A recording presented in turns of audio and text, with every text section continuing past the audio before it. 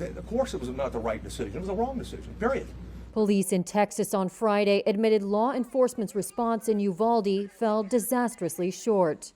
Texas Department of Public Safety Director Steve McCraw said that more than a dozen police officers waited in the hallways of Robb Elementary Tuesday as panicked children and teachers called 911, begging for help while a gunman fired shots in their classroom. 19 children would die, along with 2 teachers. Outside, frantic parents were urging police to storm the school during the attack, some even restrained by police. That was off of 1257. The new timeline, which differed sharply from previous official accounts, fueled outrage and sparked questions about whether police should have intervened sooner. Texas embraces active shooter training, active shooter certification.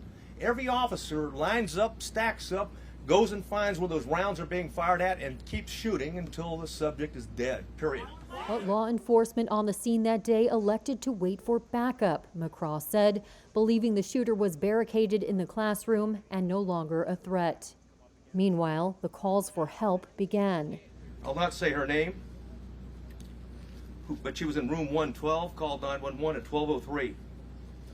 The duration of the call was 1 minute and 23 seconds. She identified herself and whispered, she's in room 112. At 12:10, she called back in room 12, advised her multiple dead.